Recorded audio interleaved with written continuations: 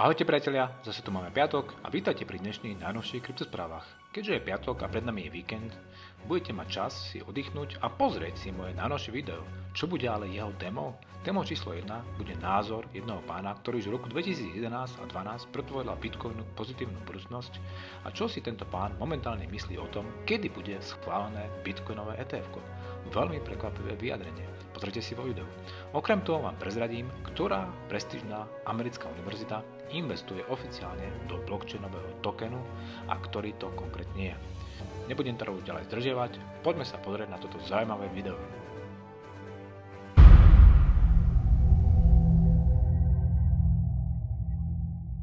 Takže priatelia, kto nemá môj e-book, smelo do toho, nehambite sa, je to nejaká pomôcka pre začiatočníkov, prihláste sa dole v popise pod videom, je link na e-book a nejde tam len o e-book alebo o túto elektronickú knihu s týmito základnými nejakými informáciami, ale o to, že sa prihlásite do newslettera a informácie, zaujímavosti, ktoré neviem pokryť v tomto vysielaní na YouTube, tak dávam a vyjadruje sa aj nejakým spôsobom písomnou formou a dávam do newslettera, takže nie je to len o tom e-booku, ale ďalší content, ďalší obsah, ďalšie informácie sa vám snažím dať do tohto newslettera, takže pokojne sa môžete prihlásiť. Dobre, prejdeme teda k veci. Programom dnešného dňa začneme týmto pánom DaVinci 15. Prečo? Pretože tento pán už v roku 2011-2012 predpovedal Bitcoinu pozitívnu budúcnosť a prejdeme si v dnešnom videu na začiatku aj to, že vlastne čo si on myslí, kedy bude schválené ETF-ko, čo mňa osobne a nielen mňa, aj Ivana Techa prekvapila táto odpoveď. Tu vidíte, že už v roku 2012 tento pán už riešil Bitcoin, keď cena Bitcoinu sa hýbala od 4,5-5 dolárov do nejakých 12 dolárov. Neskutočné, že? Tak on už vtedy, a túto video trošku pustím. Yes, link below. Someone asked me on that video to do a Bitcoin forecast, and I wanted to do one anyway, so I'm doing one right now. Veľmi vtipný, veľmi sa stále smeje. The way I see Bitcoin's going right now, I don't know if you've noticed, but it hit a low of $2 in December, and it's now at it reached a high of $7 since that low. Takže počuli si neskutočné, že v decembri 2011 predpokladám, toto je video, áno, z 13.1.2012, v decembri 2011 to bolo $2. Takže asi všetci by sme chceli za túto cenu Bitcoin mať a vlastniť a držať ho samozrejme až doteraz, pokiaľ samozrejme by sme to vydržali. Si myslím, že málo ľudí, alebo len tí znali programátori a tento naozaj tiež, tento pán je programátor, lebo naprogramoval, má peňaženku Pandora, volá, žije v Čile, myslím, že je to Kanaďan a neviem, ako sa volá konkrétne celým menom a momentálne na YouTube dáva rozhovory. Jeden z týchto rozhovorov dá vlastne aj Ivanom Techovi, bolo to v útorok, keď som dokončil video, tak som potom pozeral ďalší tento rozhovor. A hlavná vec, ktorá z toho bola veľmi zaujímavá, samozrejme Bitcoin je stále pozitívny, bola to, čo si myslí o tom, kedy bude schválené ETF-ko, na čo všetci čakajú, aj keď jeho názor trošku prekvapil. Pozrime sa na to. Wall Street and ETFs and all kinds of things that we're expecting from that front. Do you think ETF will come or not? Because there are both arguments for and against. I mean, against is obviously that the market. Well, I did mention on an Anime Crypto video that I can pretty much bet that they're not going to open up an ETF until after Bitcoin reaches the top, the absolute top. So I'm willing to bet that you'll see the ETF come out on the day of the next big top on Bitcoin. That's when it will happen. So why would it be at the top? Don't they want to wait until it reaches the bottom so they can take some kind of position? I'm just talking about people. People are talking about bankers. People are talking about influential people on Wall Street. So and people are claiming that they will wait until we reach bottoms because they don't want to get in at the top. Do you agree with that, or do you think it's going to be different? Obviously, you do think it's different, but why? Because the banks who now have Bitcoin on their balance sheet, they want someone to sell it to, and the easiest way to sell it to somebody is if they have an easy way to buy it. And so if they have an easy way to buy it, such as an ETF, they will. And now they have a seller. They have somebody to sell it to. And they have large amounts of sellers. And this is how they make their money. All right? They design this whole system to cheat you. And they do very well at it. Okay, so you mean that they are accumulating now at the top. You get an ETF. Huh? they accumulate at the bottom to Yes, sell yes. you at the top. Yeah, so they're accumulating now, and then at the top, that is when the ETF is gonna come in, so that they can basically dump, and then they have a lot of buyers because of the ETF. Is that your prediction? Yes. Interesting. I haven't heard that prediction before. That was interesting. And guys, let me know if you agree with Da Vinci or disagree with Da Vinci. So you do think that they are accumulating right now, big pension funds, institutions, and when we're talking No, about pension bankers, funds, no. Pension funds, no. so No, they can't. when we're talking about the Wall Street and bankers, like who are we talking about exactly? Because OK, dobre, zastavím to, aby to nebolo dlho. Takže vlastne Ivano tak sa ho spýtal, čo si myslí, kedy bude schválené ETF, a on povedal vlastne, že sa môže staviť, osobne sa môže staviť, môžete si to potom pozrieť do popisu zase, kto vie anglicky, sa môže staviť, že ETF bude schválené vtedy, keď Bitcoin bude na top cene. Hej. A čo Ivana Techa prekvapilo, a vlastne ten Da Vinci J15 alebo Da Vinci J15 povedal, hej, že vlastne sa akože celý ten systém, oni to majú premyslené dopredu a teraz akumulujú, tí bankári akumulujú, keď je to úplne na tých, samozrejme, počas celého roku, aj predpokladám, že aj minulý rok, 2017, aj banky stále akumulujú. Prejdeme si JP Morgan, taký článok, ktorý v roku 2017 kupovali bitcoiny, najprv dali bitcoin dole nejakou negatívnou správou, že majú to vymyslené, majú pod palcom média a potom ten bitcoin kúpili. Kto zase nevidel to video o manipulácii, to môžete si pozrieť. No a on tvrdí, že teraz banky akumulujú bitcoin a ETF bude schválené, keď bude bitcoin na top pozícii hore a potom predajú banky tento bitcoin. No retailovým investorom asi nie, lebo toľko retailoví investori nemajú také peniaze, ale penzijným fondom napríklad, penzijné fondy teraz nemôžu ten bitcoin kúpiť, lebo im to legislatíva nedovoluje. Keď ale to bude legislatívne schválené a to ETF už vlastne je taká legislatívna, je zastrašenie, taká strecha vlastne toho bitcoinu, tak vtedy to penzijné fondy kúpia a banky sa toho zbavia a zase na tom zarobia. No a on to vlastne argumentuje tým, že to isté sa stalo, len trošku ináč v decembri roku 2017. Pamätáte si, alebo kto si nepamätá, tak okolo 17. decembra alebo 19. decembra bol Bitcoin na svojom maxime a zaujímavé, že deň predtým a v ten deň boli presne oznámené obchodovanie na futures, to znamená dalo sa shortovať Bitcoin, to znamená dalo sa zarobiť na poklese Bitcoinu. A zaujímavé, že vlastne v ten deň, presne keď bol na úplne tej najvyššej pozícii, tak vtedy otvorili krátku pozíciu, shortovali ten Bitcoin, inštitúcie a zarobili na tom. Že na to čakali, vypumpovali ho hore a zarobili potom aj na tom, samozrejme, že shortovali ho dole. Takže to isté sa stane takisto aj s ETF-kom.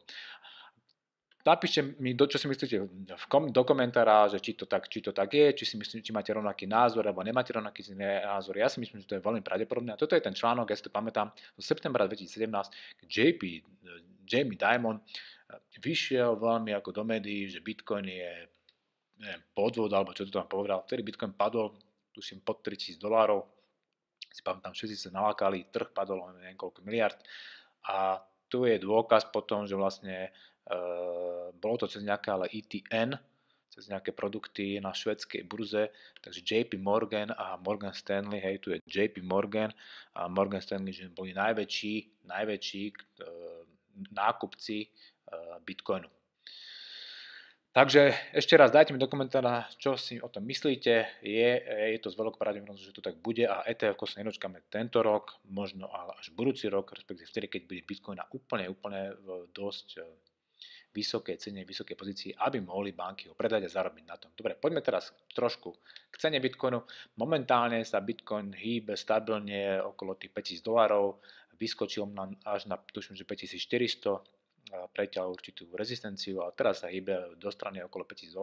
Toto sú nejaká štatistika, jeden z ukazovateľov, ktorý mnohí sledujú a je to síce počet otvorených dlhých pozícií a krátkych pozícií. Dlhých znamená, že špekulujú na nárast Bitcoinu a krátkych, že špekulujú na pokles Bitcoinu. A zase je to iba z dvoch búrs, BitMEX, kde sa teda dá otvárať tieto pozície na paku, krátke cez tie futures.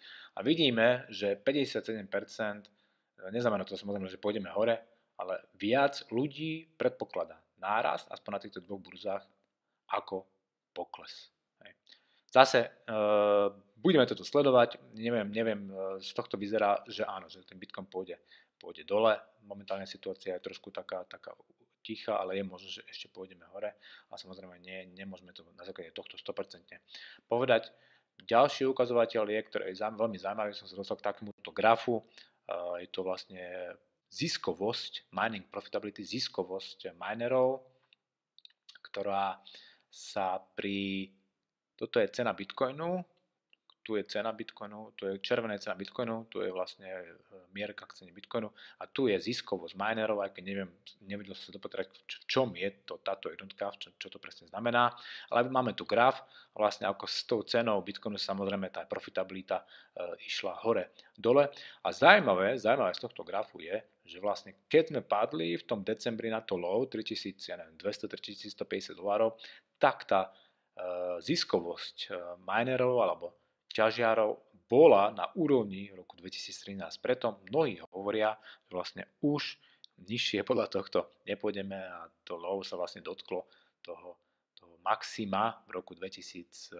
A vidíme, tu bolo potom 2014-2015, že sme šli do strany, že vlastne na takú úroveň sa dostala, tak je tu nejaký support, takisto možno sa dostala tá ziskovosť minerov. Uvidíme. Dobre, poďme ďalej. Zaujímavý tweet Kevin Rook, takúto tabulku nám dal, že koľko počet adries vlastní koľko Bitcoinov, Bitcoin Cash, Litecoinu a Bitcoin SV vyjadrené v dolároch.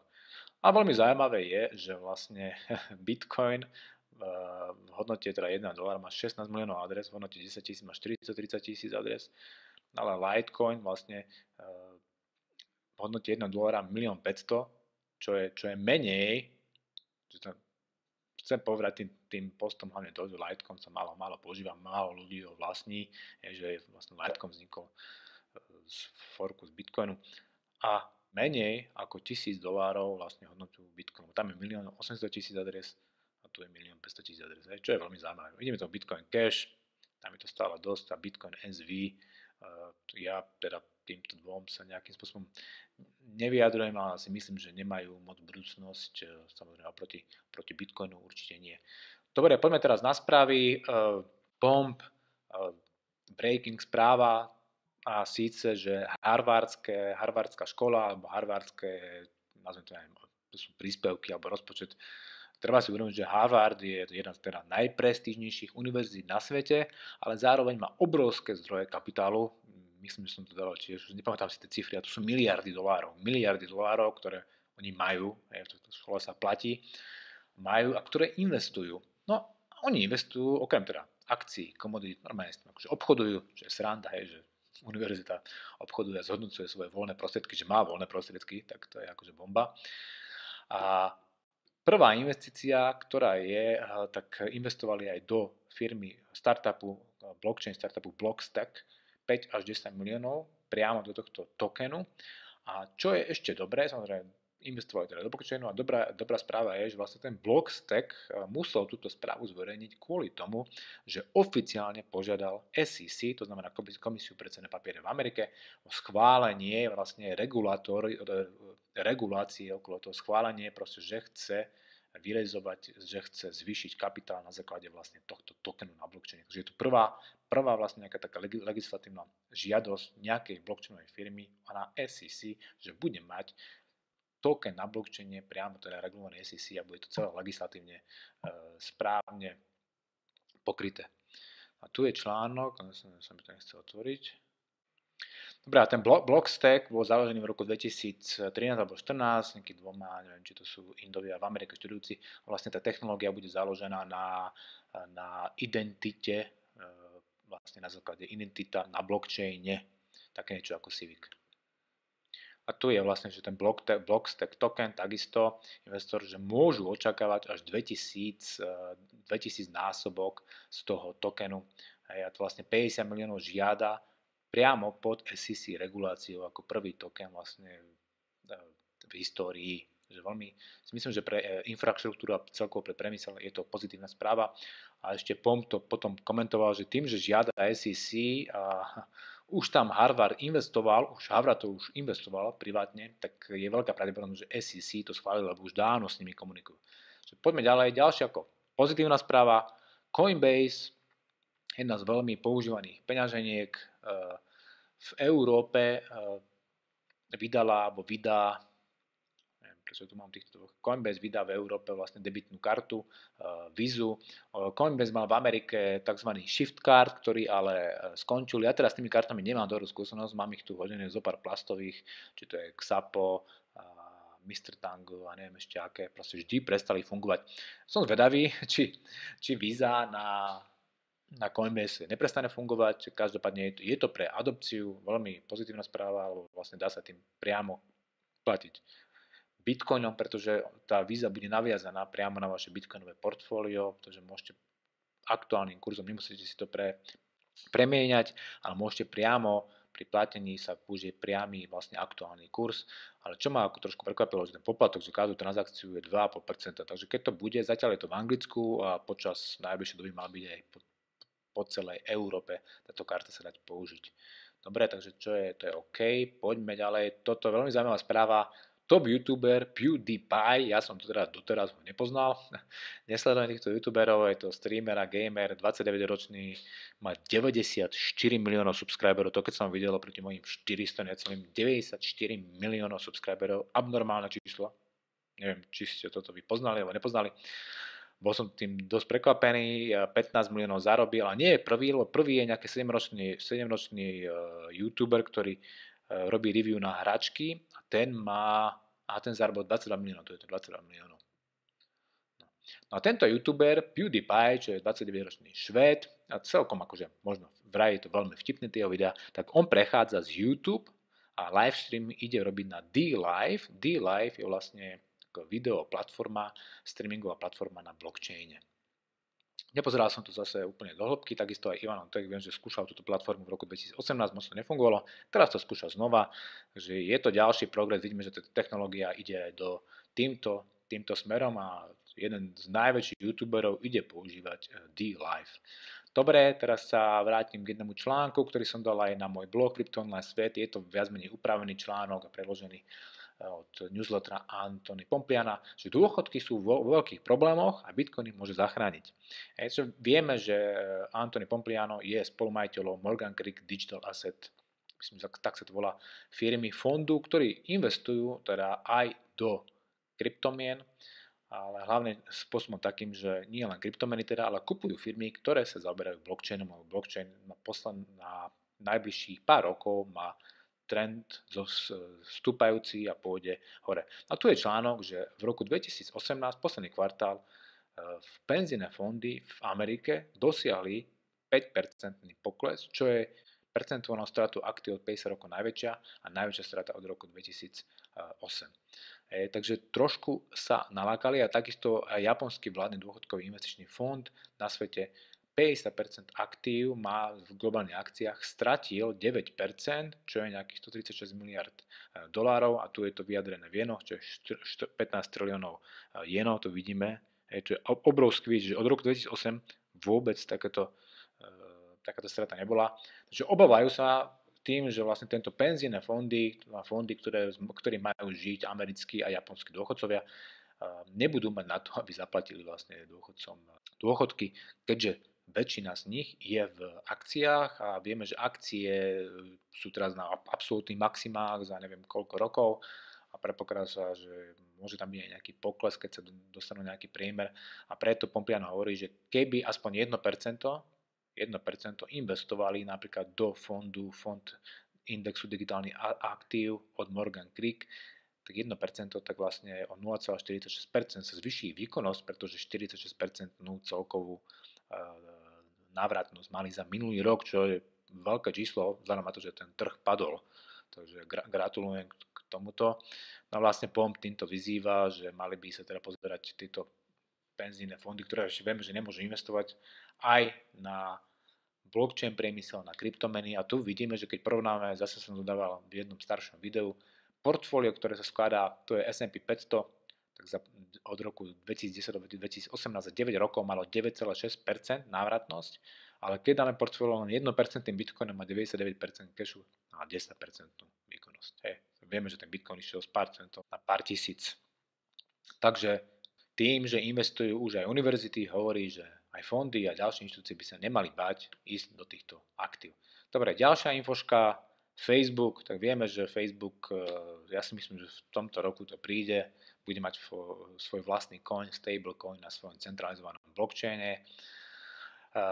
Facebook plánuje vlastne získať 1 miliardu dolárov na to, aby vlastne financoval svoj crypto projekt, to znamená svoj coin, ktorý má fungovať na jeho blockchaine. To vieme, že vlastne aj táto technologická firma ide do financií a preto sa aj banky, prostredníctvom teda nejakého centralizovaného blockchainu banky sa už vlastne trasú. Aj preto to, nie je teda kvôli Bitcoinu, ale vidíme, že vlastne Apple vydal svoju kartu, Facebook cez svoj vlastne coin, tým pádom vlastne biznis budú strácať banky.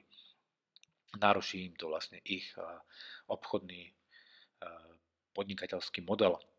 Takže Facebook sa vlastne miliardu dolárov, takže vlastne to už je, myslím, ja to úplne vážne a tu je ten ďalší článok cryptocurrency trasu systémom, hovorí to vlastne šéfka IMF Christine Lagarde, ja to video tu nebudem púšťať, ale hovorí, že vlastne v poslednej dobe tým, že aj technologické firmy vstupujú do tohto odvetvia, tak narušuje to bankám vlastne biznis a preto tieto banky túto inováciu, akože tá inovácia je OK, ale malo by sa to nejakým spôsobom regulovať, tak som zvedavý teda, akým spôsobom to chcú regulovať a každopádne je to pre nich, ako spomína, hrozba.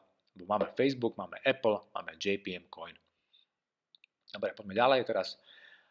Initial Exchange Offering, IEO, to znamená zdroje, ktoré sú získavané cez burzu na kryptomenové trhu. Tam mali sme ICO, teraz máme IEO, sú moderné a toto je nejaká metrika, nejaká statistika, ktorú budeme sledovať, že koľko sa vyrejzovalo, koľko získali firmy vlastne kapitálu a vieme, že ten rozdiel je hlavne v tom, že to IEO sa uskutočňuje na nejakej burzovej platforme, konkrétne najlepšia je Binance a tým si Binance zase získava kredibilitu a Binance Coin ide vďaka tomu hlavne hore. No a 95 miliónov sa vyrejzovalo v februári, zatiaľ v apríli 25, takže pokiaľ pôjdeme takýmto tempom, tak to bude viac ako v februári, teda v marci, a tu bolo len 6 miliónov v februári. A tu sú tie coiny Percival, Veryblog, vieme, že bol Bittrex, FetchEye, Seller, to bolo Binance. Takže budeme si tu robiť nejakú štatistiku, koľko. Samozrejme, že sú to stále malé sumy oproti tomu, čo bolo ICOčka 2017-2018. Dobre, a ešte posledných zo pár správ. Dobre, tak táto správa je, že 80% organizácií globálne nepoužíva blockchain. Podľa nejakého výskumu boli vlastne dotazovaných 48 175 developerov a podľa nich 80% nepoužíva blockchain, ale z toho 20% áno, čo je si myslím, že celkom zaujímavé číslo, ale z toho 13% sa čisto zameriava na blockchain a ten zbytok aj na nejaké kryptomeny. Ale čo je pozitívne z tejto správy je, že na druhej strane 2/3 týchto respondentov si myslia, že vlastne blockchain technológia je vlastne užitočná a použiteľná. Takže celkom taký pozitívny research. A dve posledné správy. Nakoniec, prvá, teraz na Twitteri je takáto sranda, Hodlonaut, takáto mačka v tomto skafandri. Je to preto, tento Hodlonaut na Twitteri bol ten, ktorý začal vlastne tú Lightningovú faklu, keď si posielali cez ten Lightning Network vlastne tie bitcoiny. Ale on sa dosť navážal do Bitcoin Cashu a Bitcoin SV a začali ho dosť naháňať kvôli tomu Craig Wright, ktorý je teda ten falošný Satoshi Nakamoto s tým druhým majiteľom, nepamätám si to meno, začali ho dosť ako prenasledovať na Twitteri, na médiách a preto vlastne teraz ostatní, ktorí sú na Twitteri v tejto krypto komunite, aby mu vyjadrili podporu, tak dali si tiež takúto strandu, takýto profil Hodlonaut. Dobre, no a nesledujte toľko Bitcoin, že toto je fotka, že keď vám šéf vám ďakuje za to, že ste boli dlho práci, pretože vy ste vlastne pozerali cenu Bitcoinu a neuvedomili ste si, koľko vám to vlastne zabralo času, stratili ste pojem o čase. Takže nepozerajte toľko cenu Bitcoinu, ale zamerajte sa na technológiu, pozrite si môj e-book, prihláste sa do môjho newsletteru. A to je, priatelia, na dnes všetko. Dúfam, že sa vám video páčilo. Ak áno, dajte mi like, prihláste sa na odber a vidíme sa znovu v útorok. Ja už sa veľmi teším a prajem vám všetkým pekný víkend. Čaute.